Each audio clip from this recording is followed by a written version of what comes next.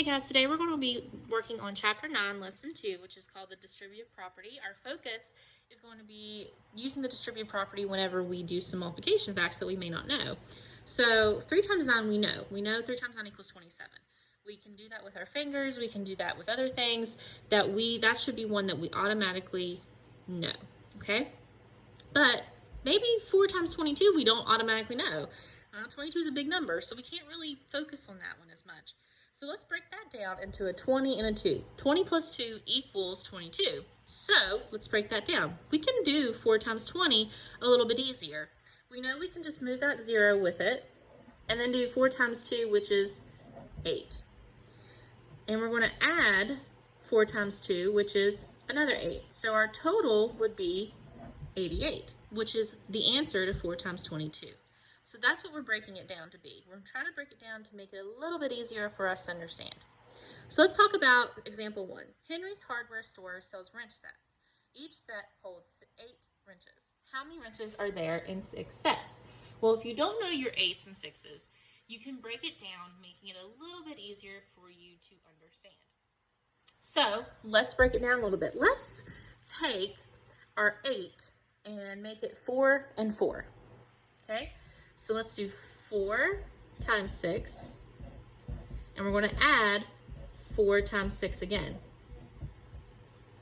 So 4 times 6 is 24 plus 24, so our answer is 48. Could you do that a different way? Yes, you can do it different ways as much as you can, as long as you make sure that you're doing it correctly.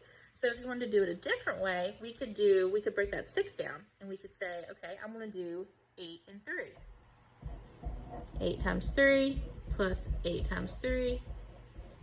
This equals 24.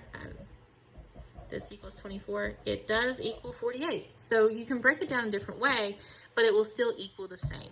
Okay? So let's look at example 2. Karina's dad used 7 boards to build a picnic table. How many nails were used if each board needed 7 nails? So we have 7 times 7. If we don't know what 7 times 7 is, we break it down. Okay? So let's do 7 and 4,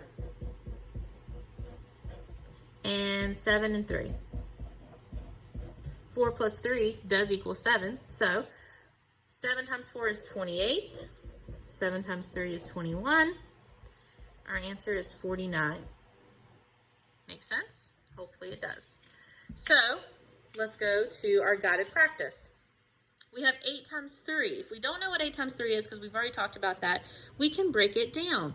We can break that 8 down into 4 and 4. So we can do 4 times 3 plus 4 times 3. 4 times 3 is 12. 4 times 3 is 12. Our answer is 24. We can break this down too. 8 times 8. We did that earlier, actually, I think. So let's do 8 and 4 plus 8 and 4. 8 times 4 is 32, 32, 64. You can do it a different way if you need to. As long as you know your facts, you're breaking them down and making them into a simpler form to where you can really know what you're doing. If you don't know a bigger fact like 8 times 8, you can break it down into smaller ones that you might know. You can even make it to where it's 6 and 2 or 3 and 5. That's a good one actually to do, is doing 8 times 3 plus 8 times 5, because 3 and 5 equal 8.